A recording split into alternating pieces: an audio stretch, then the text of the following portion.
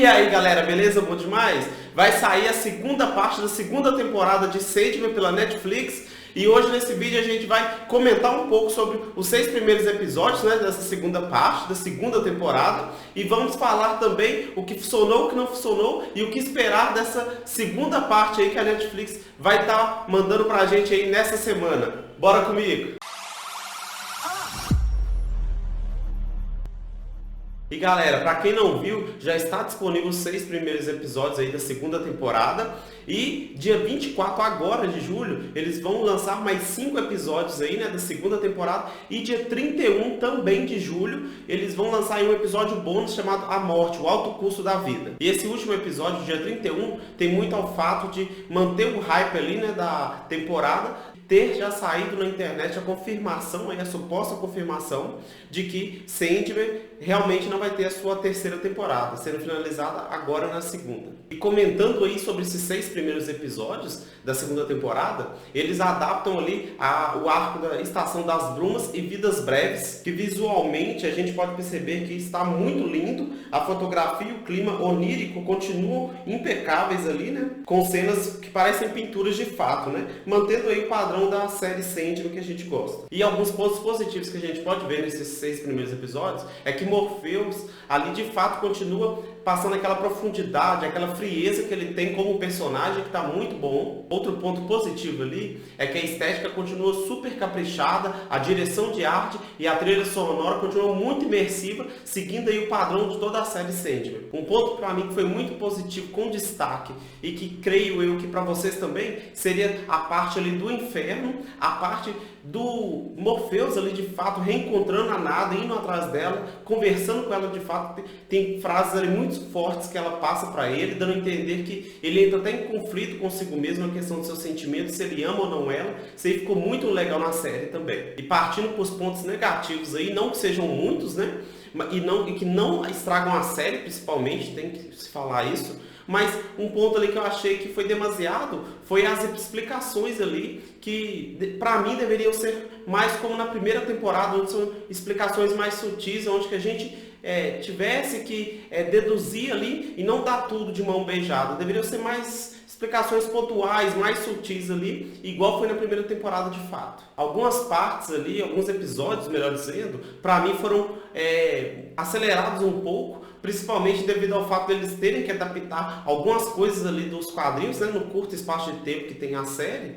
Mas eu achei que poderia ser mais bem trabalhado, né? E eu senti que em alguns momentos corria um pouco ali o roteiro, né? Adiantava um pouco as soluções ali, enquanto outros momentos demoravam um pouco mais para chegar numa solução, estendiam um pouco mais. Eu acho que eles deveriam acertar um pouco mais esse time ali, mas nada que prejudicou esses episódios em específico. Um outro ponto, pessoal, seria a questão dos efeitos especiais, principalmente quando mostram anjos, demônios ali. No caso dos anjos, eu achei que ficou até legal, nos outros deuses também ficou bem legal, né? Tanto o figurino ali quanto o CGI, mas porém no caso dos demônios, tem uma parte específica ali, agora vai um spoiler, né? Para quem não viu os 6 primeiros episódios, tem uma parte específica que o Azazel ali, que é um demônio, ele manifesta todos os demônios que estão com ele. E essa parte ficou meio ali PlayStation 2, se vocês me entendem, né? Para quem já teve um PlayStation 2, ficou com aquele gráfico não muito legal, aquele CGI não muito bacana, mas foi só naquele momento também que eu percebi. Nas demais partes, nos demais episódios, ficou o padrão ali da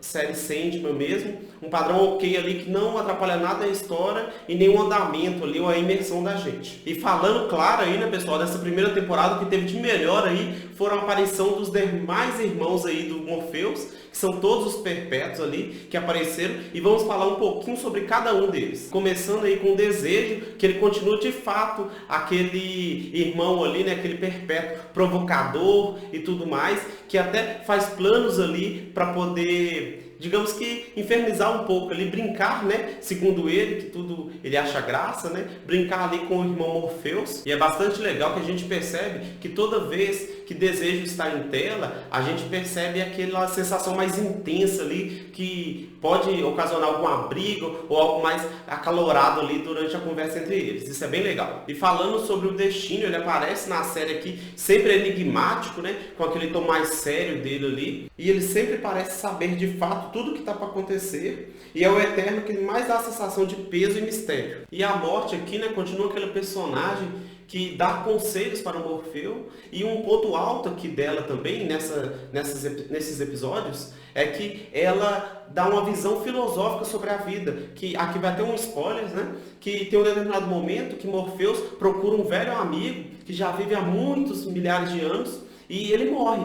Aí quando ele morre, ele acha até estranho que ele morreu, e a Morte fala para ele que ele teve o tempo de uma vida. Ou seja, para ela, tanto uma criança que acabou de nascer e talvez morreu no parto, ou um idoso, ou esse personagem que viveu milhares de anos, para ela tudo se resume ao tempo de uma vida. Ou seja, ela não distingue se foi pouco, se foi muito, se foram muitos anos, e sim o tempo de uma vida, que é o que ela considera correto. Um ponto aqui que move a trama também é Delírio, que aqui ela aparece literalmente como nos quadrinhos, naquela forma caótica ali, toda meio como se fosse meio que maluca, mas caótica ali, otimista e com aquele alto astral todo que ela passa nos quadrinhos também. E falando de destruição, aonde que ele não aparece ali nos primeiros episódios, né, desses 6 primeiros episódios, mas porém aparece no final acho que no 5º e no 6º episódio, se eu não me engano. E ele, de fato, junto com Delírio e Morfeus, são o que move a trama ali, né, para poder chegar até ele, onde que eles procuram o Destruição, saber por que ele abandonou o papel e não queriam que eles fossem mais atrás dele. E galera, o que esperar desses 5 próximos episódios aí da segunda temporada, né? Na minha opinião, se for seguir os quadrinhos, igual eles estão fazendo, né, de fato, eles vão ser episódios mais grandiosos e muito introspectivos também. Eu, de fato, estou muito ansioso para ver como eles vão adaptar esse final aí da série e também para saber como eles vão adaptar esse episódio aí da morte, né? Que pra mim vai ser um dos melhores episódios de toda a temporada. E galera, se vocês ainda não viram os 6 primeiros episódios, vejam que apesar dos pontos aqui que eu citei negativos, não, de maneira alguma, diminui a série, ela continua sendo muito boa aí pra quem viu a primeira temporada também. E assim sair os 5 próximos episódios da segunda temporada, eu vou trazer uma análise completinha aqui pra gente. E também vou trazer uma análise separada só pro último episódio ali, que é o episódio bônus, que fala sobre a morte ali também. E pessoal, se você curtiu o vídeo, deixa o like, se inscreve no canal, que isso ajuda muito o canal a crescer. E muito obrigado por todo mundo que está se inscrevendo também. E o melhor de tudo, né? Isso dá ânimo para mim poder fazer mais vídeos também. Muito obrigado, galera. Até a próxima. Fui!